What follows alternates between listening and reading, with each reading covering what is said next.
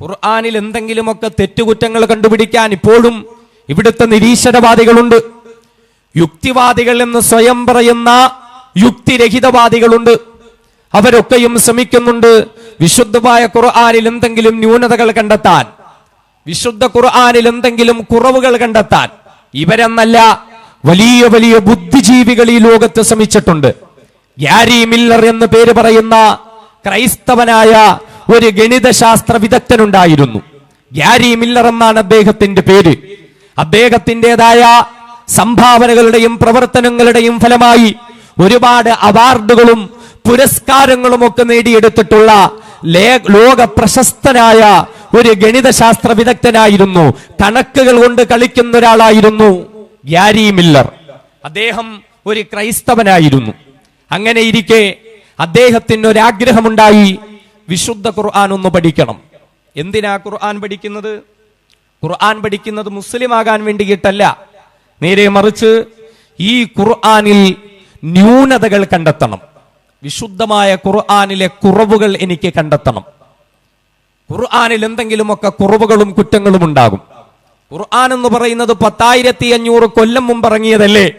ഈ 21ാം നൂറ്റാണ്ടില് തന്നെ പോലെ ഒരു ഗണിതശാസ്ത്ര വിദഗ്ധൻ ഈ ഖുർആനിൽ പഠനം നടത്തിയാൽ ന്യൂനതകൾ ഒരുപാട് കണ്ടെത്താൻ സാധിക്കും, കുറ്റങ്ങളും കുറവുകളും ഒരുപാട് കണ്ടെത്താൻ സാധിക്കും. ഇത് ദൈവത്തിന്റെ ഗ്രന്ഥമല്ല, മറിച്ച് ഇത് മുഹമ്മദ് എന്ന മനുഷ്യൻ എഴുതിയുണ്ടാക്കിയ ഗ്രന്ഥമാണ്. ജിബ്രീൽ എന്ന മാലാഖ കൊണ്ടുവന്നതല്ല. ആരെടുത്തോ പോയി അറബി ഭാഷയൊക്കെ പഠിച്ച് അവരിലൂടെ എഴുതിയുണ്ടാക്കിയ ഒരു ഗ്രന്ഥം മാത്രമാണ് ഈ ഖുർആൻ. ഇതിന് യാതൊരുവിധ ദൈവികതയുമില്ല, ഇതിൽ യാതൊരുവിധ ആത്മീയതയുമില്ല, ഇത് മാലാഖയിലൂടെ വരുന്നതല്ല എന്ന് ലോകത്തിന്റെ മുമ്പിൽ എനിക്ക് വിളിച്ചു പറയണം. അതിനു വേണ്ടി ഗ്യാരി മില്ലർ വിശുദ്ധമായ ഖുർആൻ പഠനം നടത്തുകയാണ്. അദ്ദേഹം വിശുദ്ധമായ ഖുർആനിന്റെ ഓരോ അധ്യായങ്ങളിലെ ഓരോ സൂക്തങ്ങളും അദ്ദേഹം പഠന വിധേയമാക്കുകയുണ്ട്. ബഹുമാനപ്പെട്ട വലിയുള്ള മൗലവി ആരിഫ് മൗലവി ഉലമാക്കളൊക്കെ വേദിയിലേക്ക് കടന്നിരിക്കും. അൽഹംദുലില്ലാഹ്, അല്ലാഹു തആല സ്വീകരിക്കുമാറാകട്ടെ. അങ്ങനെ ഡോക്ടർ ഗ്യാരി മില്ലർ വിശുദ്ധമായ ഖുർആൻ ഇങ്ങനെ പഠനം നടത്തി. വളരെ എളുപ്പത്തിൽ അവസാനിക്കുമെന്ന് അദ്ദേഹം കരുതിയ പഠനം പക്ഷേ എളുപ്പത്തിൽ അവസാനിച്ചില്ല. ആ പഠനം ഇങ്ങനെ നീണ്ടുപോയി. ഖുർആനിന്റെ ഓരോ ആയത്തുകളിൽ നിന്നും അടുത്ത ആയത്തിലേക്ക്, അതിന്റെ ആഴങ്ങളിലേക്ക്, അതിന്റെ ചിന്തകളിലേക്ക്, അതിൻ്റെതായ മറ്റു പല പഠനങ്ങളിലേക്ക് ഗ്യാരി മില്ലർ ഇങ്ങനെ സഞ്ചരിച്ച് ദിവസങ്ങളോളം കഴിഞ്ഞ്, മാസങ്ങളോളം കഴിഞ്ഞ് ഗ്യാരി മില്ലർ എന്ന ക്രൈസ്തവനായ ഗണിതശാസ്ത്ര വിദഗ്ധൻ, ലോകം കണ്ട ഗണിതശാസ്ത്ര വിദഗ്ധൻ, അദ്ദേഹം ലോകത്തിന്റെ മുന്നിൽ വന്ന് പ്രഖ്യാപിക്കുകയുണ്ടായി, അഷ്ഹദു അല്ലാ ഇലാഹ ഇല്ലല്ലാഹ് വ അഷ്ഹദു അന്ന മുഹമ്മദർ റസൂലുള്ളാഹ്. ഗ്യാരി മില്ലർ മുസ്ലിം ആവുകയാണ്. അന്നു മുതൽ അദ്ദേഹം ഗ്യാരി മില്ലർ അല്ല, അബ്ദുൽ അഹദ് ഉമർ എന്ന പേര് സ്വീകരിച്ചുകൊണ്ട്, ഏകനായ അള്ളാഹുവിന്റെ അടിമയായ ഉമർ എന്ന പേര് സ്വീകരിച്ചുകൊണ്ട്, വിശുദ്ധ ഖുർആനിലൂടെ ഇസ്ലാമിലേക്ക് കടന്നു വന്ന ഉമർ റളിയല്ലാഹു അൻഹുവിന്റെ പേര് സ്വീകരിച്ചുകൊണ്ട് ഗ്യാരി മില്ലർ മുസ്ലിം ആവുകയാണ്. നാം ഒന്ന് നോക്കണം, ഖുർആനിലെ കുറ്റങ്ങൾ കണ്ടുപിടിക്കാൻ, ഖുർആനിലെ കുറവുകൾ കണ്ടുപിടിക്കാൻ, അള്ളാഹുവിന്റെ വിശുദ്ധമായ ഖുർആനിന്റെ ന്യൂനതകൾ കണ്ടുപിടിക്കാൻ വേണ്ടിയിട്ട് മാസങ്ങളോളം വിശുദ്ധമായ ഖുർആനിൽ പഠനം നടത്തിയ ഗ്യാരി മില്ലർ എന്ന ലോകം കണ്ട ഗണിതശാസ്ത്ര വിദഗ്ധനായ മനുഷ്യനാ. പക്ഷേ അദ്ദേഹം മുസ്ലിം ആവുകയാ. എന്താണ് കാര്യമെന്ന് അദ്ദേഹത്തോട് അന്വേഷിക്കുമ്പോൾ അദ്ദേഹം പറയുന്നു, ഞാൻ വിശുദ്ധമായ ഖുർആനിനെ പഠനം നടത്തുകയാ. എന്റെ മനസ്സിലെ ചിന്ത എന്താ? പഠനം നടത്തിയിട്ട് ലോകത്തിന്റെ മുമ്പിൽ എനിക്ക് വിളിച്ചു പറയണം, ഈ ഖുർആൻ ദൈവിക ഗ്രന്ഥമല്ല, ഈ ഖുർആൻ മുഹമ്മദിന്റെ ഗ്രന്ഥമാ, മുഹമ്മദ് തന്നെ എഴുതി തീർത്ത ഗ്രന്ഥമാ, മുഹമ്മദിന്റെ വചനങ്ങൾ മാത്രമാ എന്നെനിക്ക് ലോകത്തിന്റെ മുന്നിൽ പ്രഖ്യാപിക്കുവാൻ വേണ്ടിയിട്ട വിശുദ്ധമായ ഖുർആനിനെ ഞാൻ പഠനം നടത്തിയത്. അങ്ങനെ ഞാൻ ഖുർആനിൽ പഠനം നടത്തുകയുണ്ടായി. വിശുദ്ധമായ ഖുർആനിൽ മുഹമ്മദിന്റെ പേര് എത്ര തവണ വന്നിട്ടുണ്ടെന്ന് പഠനം നടത്തുകയുണ്ടായി. കാരണം സ്വന്തമായി മുഹമ്മദ് മുസ്തഫ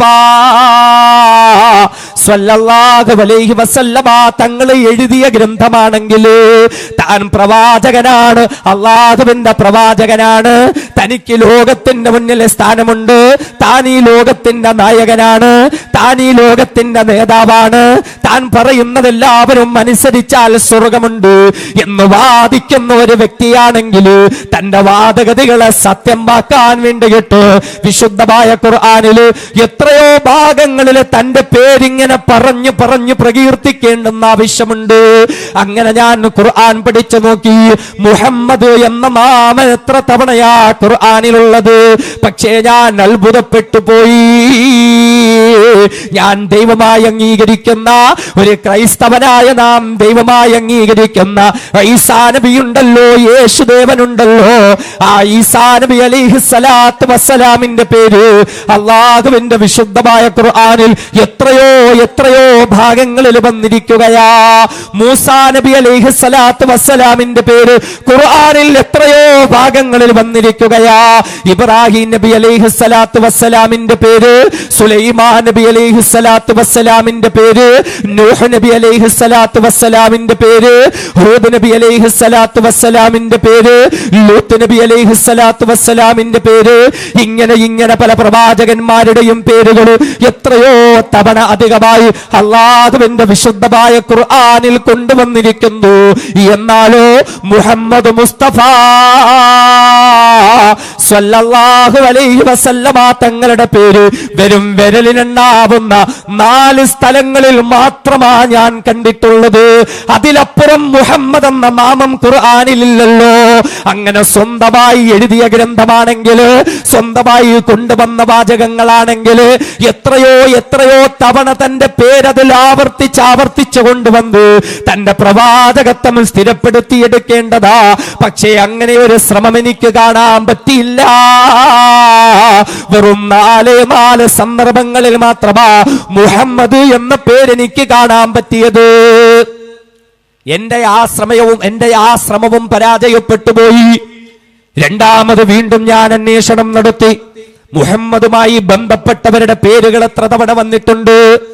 മുഹമ്മദിന്റെ പ്രിയപ്പെട്ട പൊന്നുമോൾ ഫാത്തിമത്തു സഹറബത്തുൽ റളിയല്ലാഹു അൻഹാ, ഫാത്തിമാന്റെ പേര് ഖുർആനിൽ എത്ര തവണ വന്നിട്ടുണ്ട്? ഞാൻ അന്വേഷണം നടത്തി. മുഹമ്മദിന്റെ പ്രിയപ്പെട്ട സഹധർമ്മിണിമാരുണ്ടല്ലോ, ഖദീജ റളിയല്ലാഹു അൻഹയുടെ പേര്, ആയിഷ റളിയല്ലാഹു അൻഹയുടെ പേര് വിശുദ്ധ ഖുർആനിൽ എത്ര തവണ വന്നിട്ടുണ്ട്? ഞാനും പഠനം നടത്തി. മുഹമ്മദ് മുസ്തഫാന്റെ പ്രിയപ്പെട്ട ഉമ്മയായ ആമിന ബീവിയുടെ പേര് എത്ര തവണ വന്നിട്ടുണ്ട്? ഞാൻ അന്വേഷണം നടത്തി നോക്കി. മുഹമ്മദ് മുസ്തഫാന്റെ വളർത്തുമ്മയായ ഹലീമത്തു സഅദിയ റളിയല്ലാഹു അൻഹയുടെ പേര് എത്ര തവണ ഖുർആനിൽ വന്നിട്ടുണ്ട്? ഞാൻ അന്വേഷണം നടത്തി. എന്നാൽ അപ്പോഴും ഞാൻ അത്ഭുതപ്പെട്ടു പോയി. വിശുദ്ധമായ ഖുർആനില് ഒരേ ഒരു സ്ത്രീയുടെ പേര് മാത്രമാ പരാമർശിക്കപ്പെട്ടിട്ടുള്ളത്. ഒരേ ഒരു സ്ത്രീരത്നത്തിന്റെ പേര് മാത്രമാ ഖുർആനിലുള്ളത്. ആ സ്ത്രീയുടെ പേരില് ഒരധ്യായം തന്നെ ഖുർആനിൽ കൊണ്ടുവന്നിരിക്കുകയാ. ആ സ്ത്രീ ആരാണെന്നറിയുമോ? അത് മുഹമ്മദ് മുസ്തഫാന്റെ പ്രിയപ്പെട്ട പൊന്നുമകൾ ഫാത്തിമ റളിയല്ലാഹു അൻഹയല്ല. അവിടുത്തെ പ്രിയപ്പെട്ട സഹധർമ്മിണിയായ ഖദീജ റളിയല്ലാഹു അൻഹയല്ല. അവിടുത്തെ പ്രിയപ്പെട്ട സഹധർമ്മിണിയായ ആയിഷ റളിയല്ലാഹു അൻഹയല്ല. അവിടുത്തെ പ്രിയപ്പെട്ട ജന്മം നൽകിയ ഉമ്മയായ ആമിന ബീവിയല്ല. അവിടുത്തെ വളർത്തുമ്മയായ ഹലീമത്തു സഅദിയ റളിയല്ലാഹു അൻഹയല്ല. പിന്നെയോ വിശുദ്ധമായ ഖുർആനിൽ ഞാൻ കണ്ട ഒരേ ഒരു സ്ത്രീയുടെ പേര്, അതേ ഞാൻ ദൈവമായി വിശ്വസിക്കുന്നതായ യേശുദേവന് ജന്മം നൽകിയെന്ന് ഞാൻ വിശ്വസിക്കുന്നതായ മറിയമിന്റെ പേര് മാത്രമാ വിശുദ്ധമായ ഖുർആനിൽ ഒരു സ്ത്രീയുടെ പേരായി ഞാൻ കണ്ടിട്ടുള്ളൂ. ആ മറിയമിന്റെ പേരില് ഒരു അധ്യായം തന്നെ ഖുർആനിലുണ്ട്, സൂറത്തു മറിയം എന്ന പേരില്. എന്ന് മാത്രമല്ല, വറബല്ലാഹു മസലൻ ലില്ലദീന ആമനു ഇംറഅത ഫിർഔൻ ഇദ് ഖാലത് റബ്ബി ഇബ്നി ലി ഇൻദക ബൈതൻ ഫിൽ ജന്ന വനജ്ജിനി മിൻ ഫിർഔന വഅമലിഹി വനജ്ജിനി മിനൽ ഖൗമിൽ ളാലിബീൻ വമറിയം ഇബ്നത ഇമ്രാൻ അല്ലതി അഹ്സനത് ഫർജഹാ. ആ മറിയമിന്റെ പാതിവൃത്യത്തെ പുകഴ്ത്തിക്കൊണ്ട്, ആ മറിയമിന്റെ പരിശുദ്ധിയെ വാഴ്ത്തിക്കൊണ്ട് പറഞ്ഞുകൊണ്ട്, ആ മറിയമിന്റെ ചാരിത്ര ശുദ്ധ എടുത്തു പറഞ്ഞുകൊണ്ട് അല്ലാഹുവിന്റെ ഖുർആനിൽ എത്രയോ ആയത്തുകളാ ഞാൻ കാണുന്നത്. അവിടെയും ഞാൻ പരാജയപ്പെട്ടു പോയില്ലേ? മുഹമ്മദ് മുസ്തഫാന്റെ കുടുംബത്തിലെ ഒരു സ്ത്രീയുടെ പേരും ഖുർആനിലില്ല. എന്നാലോ യേശുദേവന്റെ മാതാവായ മറിയമിന്റെ പേര് ഖുർആനിലുണ്ട്. ആ ശ്രമവും പരാജയപ്പെട്ടു പോയി. വീണ്ടും ഞാൻ ഖുർആൻ പഠിച്ചു നോക്കി. വിശുദ്ധമായ ഖുർആനിലെ ശാസ്ത്ര സത്യങ്ങളിൽ എന്തെങ്കിലും കുറ്റങ്ങൾ ഉണ്ടാകുമോ? ശാസ്ത്ര കണ്ടെത്തലുകളിൽ എന്തെങ്കിലും ന്യൂനതകൾ ഉണ്ടാവുമോ? അങ്ങനെ ഞാൻ പഠനം നടത്തി നോക്കി. ഖുർആൻ പറയുന്ന ഗോളശാസ്ത്രം ഞാൻ എടുത്തു നോക്കി. ഖുർആൻ പറയുന്ന ജന്തുശാസ്ത്രം ഞാൻ എടുത്തു നോക്കി. ഖുർആൻ പറയുന്ന ഭ്രൂണശാസ്ത്രം ഞാൻ എടുത്തു നോക്കി. ഖുർആൻ പറയുന്ന വിവിധ ശാസ്ത്ര സത്യങ്ങൾ ഞാൻ എടുത്തു നോക്കി. എന്നാൽ അവിടെയും ഞാൻ പരാജയപ്പെട്ടു പോയി. വിശുദ്ധമായ ഖുർആനിന്റെ ന്യൂനതകളിലേക്ക് കടന്നു പോകാൻ ശ്രമിച്ച എനിക്ക് പിന്നെ ഹൃദയത്തിന്റെ ഉള്ളിൽ വല്ലാത്ത ഒരാഗ്രഹം വരികയാ, ഈ ഖുർആൻ ഇനിയും പഠിക്കണമല്ലോ. അങ്ങനെ ഖുർആനിന്റെ ആഴങ്ങളിലേക്ക് പോകുമ്പോഴാ ഖുർആൻ ലോകത്തിന്റെ മുന്നിൽ വെല്ലുവിളി നടത്തുന്നത്. അഫലാ യതദബ്ബറൂനൽ ഖുർആൻ വലൗ കാന മിൻ ഇൻദി ഗൈരില്ലാഹി ലവജദൂ ഫീഹി ഇഖ്തിലാഫൻ കസീറാ. വിശുദ്ധമായ ഖുർആനിനെ നിഷേധിക്കുന്നവരോട്, വിശുദ്ധമായ ഖുർആനിനെ വിമർശിക്കുന്നവരോട്, വിശുദ്ധമായ ഖുർആനിനെ കളവാക്കുന്നവരോട് അല്ലാഹു തന്നെ വെല്ലുവിളി നടത്തുകയാണ്.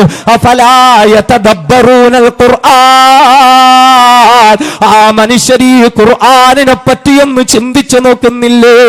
ഈ ഖുർആനിന്റെ ആഴങ്ങളിലേക്ക് ഇറങ്ങിച്ചെന്ന് അവഗാഹം നടത്തുന്നില്ലേ? എന്തുകൊണ്ടെന്നാൽ വലൗ കാന മിൻ ഇൻദി ഗൈരില്ലാഹ്, അവർ വിമർശിക്കുന്ന ഈ വിശുദ്ധ ഖുർആൻ ശാരാതിരാധനായ അല്ലാഹുവിൽ നിന്നുള്ള ഗ്രന്ഥമല്ല എങ്കിൽ ലവജദൂ ഫീഹി ഇഖ്തിലാഫൻ കസീറാ, ഒരുപാട് അഭിപ്രായ വ്യത്യാസങ്ങള്, ഒരുപാട് കുറ്റങ്ങള്, കുറവുകള്, ഒരുപാട് ന്യൂനതകള് അവർക്ക് കണ്ടെത്താൻ കഴിയുമായിരുന്നു. എന്നിട്ടും എന്തേ അവർ ഖുർആൻ പഠിക്കുന്നില്ല? എന്തുകൊണ്ട് അവർ ഖുർആൻ ചിന്തിക്കുന്നില്ല? ഗാരി മില്ലർ എന്ന ക്രൈസ്തവനായ ഗണിതശാസ്ത്ര വിദഗ്ധം പറയുകയാ, എന്റെ ഹൃദയത്തിൽ ഞെട്ടലുണ്ടായി, എന്റെ ഹൃദയത്തിൽ തട്ടിയുണർത്തിയ ആയത്താ. അങ്ങനെ ഞാൻ ഖുർആൻ പഠിക്കുമ്പോ ഒരു ഗണിതശാസ്ത്ര വിദഗ്ധനായ എനിക്ക് കണക്കുകളോട് വല്ലാത്ത താല്പര്യമാണെങ്കിൽ ഇന്ന് വരെയും ഞാൻ കണ്ടിട്ടില്ലാത്ത നിലയിൽ അല്ലാഹുവിന്റെ വിശുദ്ധമായ ഖുർആനിലെ സൂക്തങ്ങള്, വിശുദ്ധ ഖുർആനിലെ അധ്യായങ്ങള്, വിശുദ്ധ ഖുർആനിലെ വാചകങ്ങളും അക്ഷരങ്ങളും അതേ കണക്കുകൾ കൊണ്ട് വല്ലാതെ ലോക്ക് ചെയ്യപ്പെട്ടിരിക്കുകയാ. ഇത്രയുമൊക്കെ അത്ഭുതങ്ങൾ കണ്ടിട്ട് ഈ ഖുർആനിനെ എനിക്ക് അംഗീകരിക്കാതിരിക്കാൻ പറ്റുമോ? വിശുദ്ധ ഖുർആനിലെ കുറ്റങ്ങൾ കണ്ടുപിടിക്കാൻ വേണ്ടി പഠനം നടത്തിയ ആൾ ഗ്യാരി മില്ലർ. എന്നാൽ അദ്ദേഹം പറയുന്നു, എന്റെ കണ്ടെത്തലുകളെല്ലാം അത്ഭുതപ്പെട്ടുപോയി. കാരണം ഖുർആനിലെ കുറ്റങ്ങൾ കണ്ടെത്താൻ വേണ്ടി ഞാൻ നടത്തിയ ശ്രമങ്ങളൊക്കെയും പരാജയപ്പെട്ടുപോയി. ഇത് മുഹമ്മദ് മുസ്തഫ സ്വല്ലല്ലാഹു അലൈഹി വസല്ലമ തങ്ങൾ അവിടുന്ന് സ്വന്തമായി എഴുതിയിട്ട് ദൈവിക ഗ്രന്ഥമാണ് എന്ന് പറയലായിരുന്നു, അങ്ങനെ സ്ഥാപിച്ചെടുക്കലായിരുന്നു എന്റെ ലക്ഷ്യം. പക്ഷേ ഞാൻ അവിടെ പരാജയപ്പെട്ടു പോയി. വിശുദ്ധ ഖുർആൻ ഞാൻ ഉൾപ്പെടെയുള്ളവരോട് ചോദിക്കുന്ന ചോദ്യം എന്നെ തൊട്ടുണർത്തി.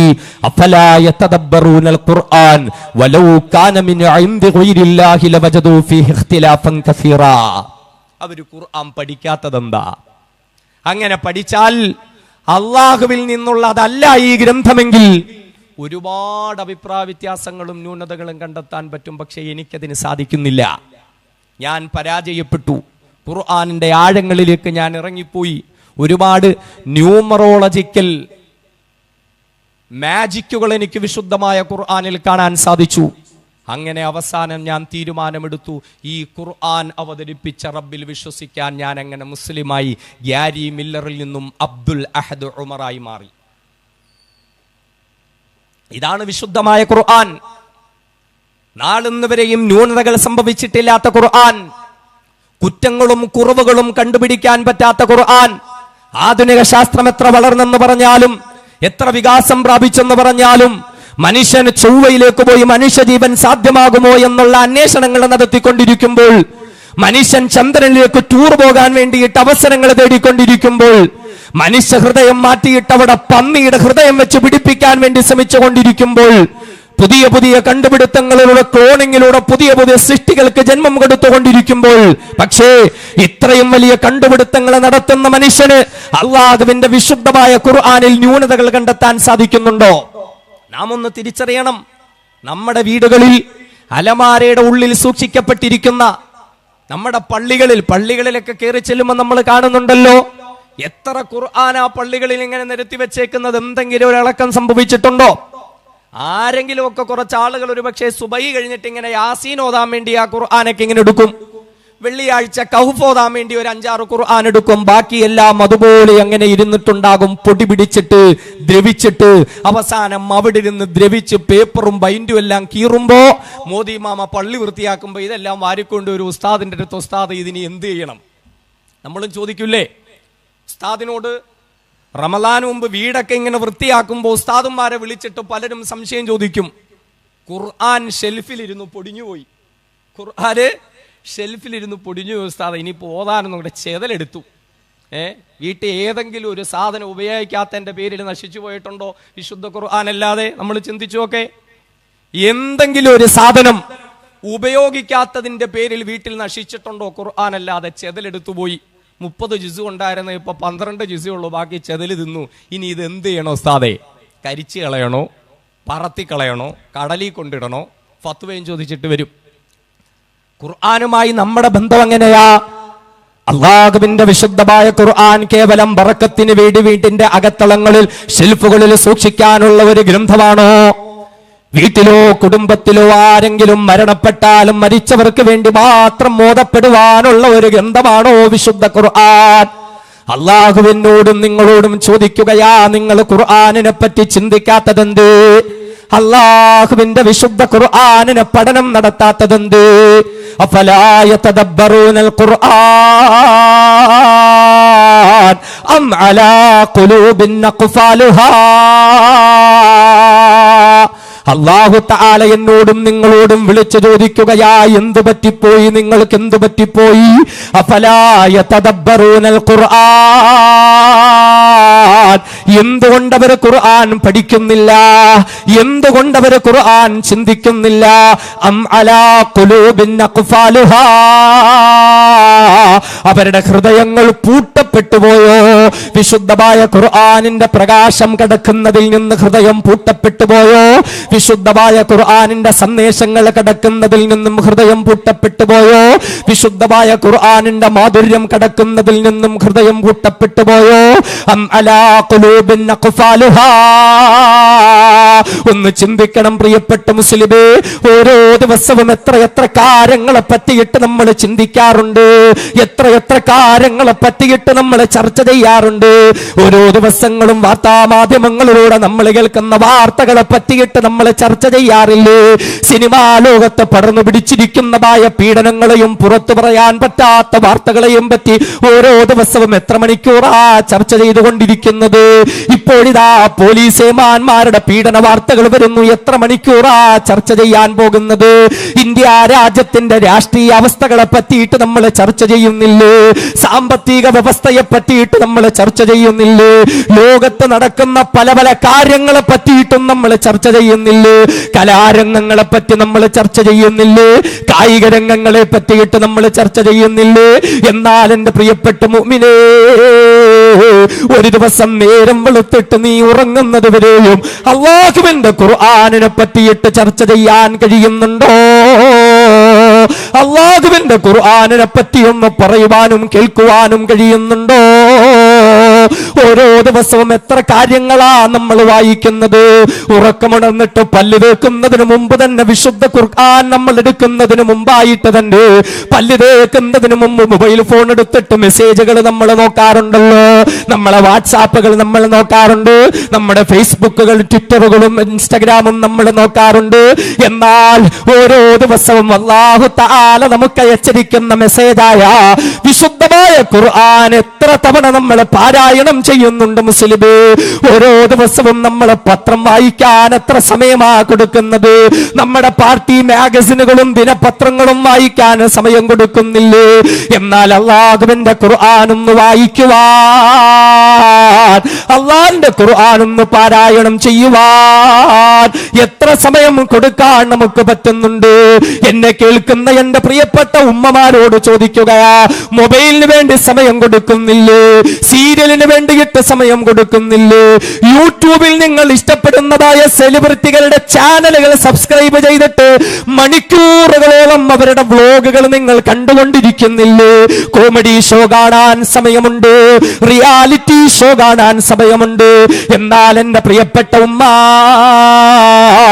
നൂറുൽ ഹുദാ ഖുർആൻ തഹ്ഫീദുൽ ഖുർആൻ കോളേജിന്റെ ഒരു സ്ഥാപനവുമായി ബന്ധപ്പെട്ടൊരു മജ്ലിസിൽ വന്നിരിക്കുമ്പോ എന്റെ പ്രിയപ്പെട്ട ഉമ്മമാരെ, ഹൃദയത്തിൽ കൈവച്ചെന്ന് ചിന്തിച്ചു നോക്കട്ടെ, അല്ലാഹുവിന്റെ ഖുർആനുമായി എനിക്കെന്തെങ്കിലും ബന്ധമുണ്ടോ? ആ ഖുർആൻ ഞാൻ എത്രത്തോളം പാരായണം ചെയ്യുന്നുണ്ട്? ആ ഖുർആൻ ഞാൻ എത്രത്തോളം പഠിക്കുന്നുണ്ട്? ആ ഖുർആൻ എന്റെ ജീവിതവുമായി എത്രത്തോളം ബന്ധമുണ്ട്? നാളെ നമ്മൾ മരണപ്പെട്ട് കഴിഞ്ഞാൽ നമ്മുടെ ബന്ധുമിത്രാദികളെല്ലാം നമ്മുടെ മയ്യത്ത് ചുമന്നിട്ട് പള്ളിക്കാട്ടിലേക്ക് കൊണ്ടുപോയി ഖബർസ്ഥാനിലേക്ക് ഇറക്കി വെച്ചിട്ട് അവര് നമ്മുടെ ശരീരത്തിന് മുകളിൽ പലക വെച്ചിട്ട് സ്ലാബ് വെച്ചിട്ട് മണ്ണിട്ട് മൂടിയിട്ട് നടന്നു കഴിഞ്ഞാൽ നമ്മളെ ഖബറിന്റെ ഉള്ളിലേക്ക് കടന്നു വരികയാ മുൻകർ നക്കീർ അലൈഹിമസ്സലാം. അല്ലാഹുവിന്റെ ഭാഗത്ത് നിന്നുള്ള 2 മലക്കുകളെ കടന്നു വരികയാ. ആ മലക്കുകൾ നമ്മളോട് ചോദിക്കുന്ന ചില ചോദ്യങ്ങളില്ല. മൻ റബ്ബുക, നിന്റെ റബ്ബാണായിരുന്നടാ. വമാ ദീനുക, നിന്റെ ദീനേതായിരുന്നടാ. വമൻ നബിയുക, നിന്റെ നബിയാരായിരുന്നടാ. അക്കൂട്ടത്തിൽ ഒരു ചോദ്യമുണ്ട്, വമാ ഇമാമുക, വമാ ഇമാമുക, നിന്റെ ഇമാം എന്തായിരുന്നു? നിന്റെ വഴികാട്ടി എന്തായിരുന്നു? നിന്റെ കുടുംബ ജീവിതത്തിന്റെ വഴികാട്ടി എന്തായിരുന്നു? നിന്റെ കച്ചവടത്തിന്റെ വഴികാട്ടി എന്തായിരുന്നു? നിന്റെ കൊടുക്കൽ വാങ്ങലുകളുടെ വഴികാട്ടി എന്തായിരുന്നു? നിന്റെ രാഷ്ട്രീയ പ്രവർത്തനത്തിന്റെ വഴികാട്ടി എന്തായിരുന്നു? നിന്റെ സ്വഭാവത്തിന്റെ വഴികാട്ടി എന്തായിരുന്നു? നിന്റെ സർവ്വവിധ മേഖലകളുടെയും വഴികാട്ടി എന്തായിരുന്നു? അവിടെ ഒരു വ്യക്തിയുടെ പേരല്ല ചോദിക്കുന്നത്, നാട്ടിലെ ഇമാമിന്റെ പേരല്ല ചോദിക്കുന്നത്, സംഘടനാ നേതാവിന്റെ പേരല്ല ചോദിക്കുന്നത്, പാർട്ടിയുടെ നേതാവിന്റെ പേരല്ല ചോദിക്കുന്നത്. പിന്നെയോ വമാ ഇമാമുക, നിന്റെ ഇമാം എന്തായിരുന്നു? അവിടെ ഖുർആനു ഇമാമി, എന്റെ ഇമാമ്, എന്റെ വഴികാട്ടി വിശുദ്ധ ഖുർആൻ എന്നും മറുപടി പറയാൻ കഴിയണോ? ഈ ആ ഖുർആനിന് നമ്മുടെ ജീവിതവുമായി ബന്ധമുണ്ടാകട്ടെ. നമ്മുടെ ജീവിതവുമായി വിശുദ്ധ ഖുർആനിന് ബന്ധമുണ്ടാകണം. അപ്പോഴാണ് ഖുർആനു ഇമാമി, ഖുർആനാണ് എന്റെ ഇമാം എന്ന് പറയാൻ സാധിക്കുകയുള്ളൂ. നമ്മൾ ചിന്തിക്കും, നമുക്ക് അങ്ങനെയൊക്കെ ഒരു ബന്ധം വിശുദ്ധ ഖുർആനുമായിട്ടുണ്ടോ? അള്ളാഹുവിന്റെ ഖുർആനുമായിട്ട് ഖുർആൻ പാരായണം ചെയ്യാൻ ദിവസം എത്ര സമയം നമ്മൾ കൊടുക്കുന്നുണ്ട്? ഖുർആൻ ഒന്ന് പഠിക്കാൻ എത്ര സമയം നമ്മൾ കൊടുക്കുന്നുണ്ട്?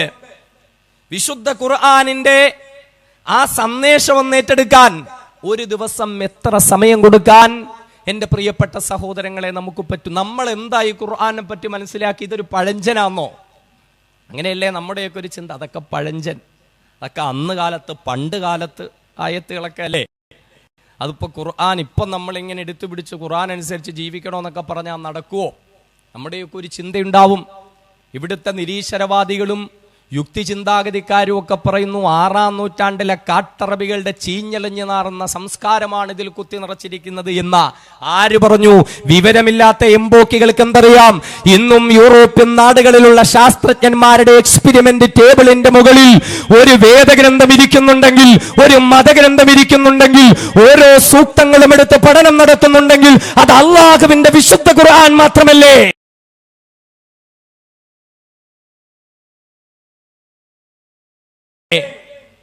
നിരീശ്വരവാദികളായ ശാസ്ത്രജ്ഞന്മാരുടെ ഗവേഷണ മേശപ്പുറത്ത് അവരുടെ എക്സ്പെരിമെന്റ് ടേബിളുകളിൽ ഒരു മതത്തിന്റെ വേദഗ്രന്ഥമുണ്ട് എങ്കിൽ അത് അല്ലാഹുവിന്റെ വിശുദ്ധ ഖുർആൻ മാത്രമല്ല. ലോകം സാക്ഷിയല്ലേ.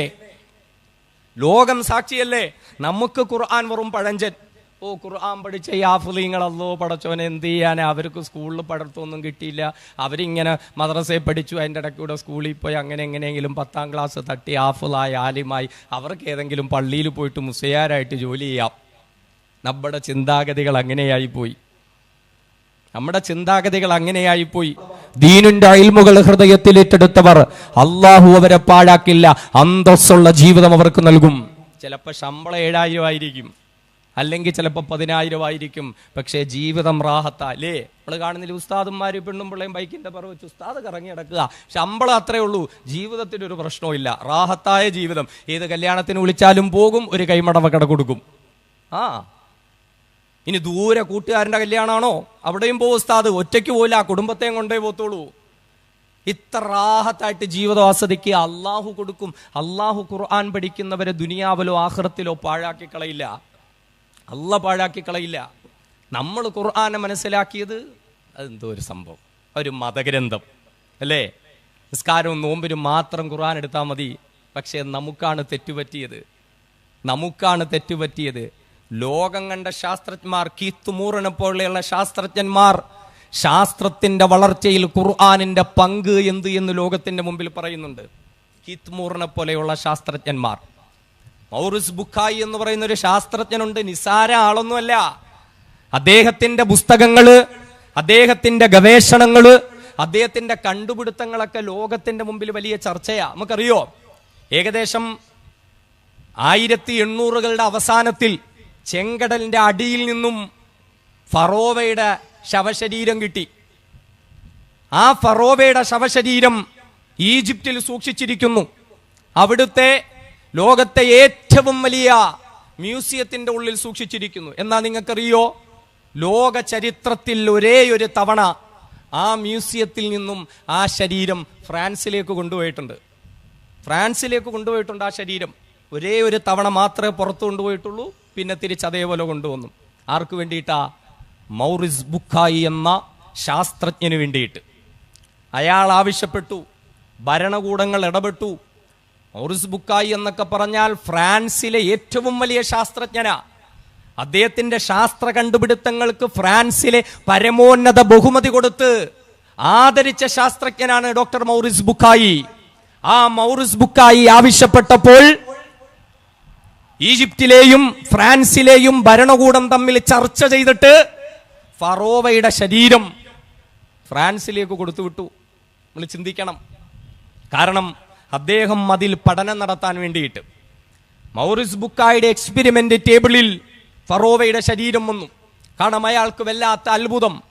ആ ശരീരം പരിശോധിക്കുമ്പോൾ 1000കണക്കിന് കൊല്ലങ്ങളുടെ പഴക്കമുണ്ട് ഈ ശരീരം. ഇതെങ്ങനെ കടലിന്റെ അടിയിൽ കിടന്നു? മത്സ്യങ്ങൾ കൊത്തിവലിച്ചില്ല. അതാ കടലിൽ കിടന്നിട്ട് തിരമാലകളിൽ അലഞ്ഞ് ആ ശരീരത്തിന്റെ കൈയും കാലും തലയും വേർപെട്ടു പോകാൻ ചാൻസ് ഉണ്ട്. അങ്ങനെ ഉണ്ടായില്ല. അത് ദ്രവിച്ചു പോയില്ല, അത് നശിച്ചു പോയില്ല, അത്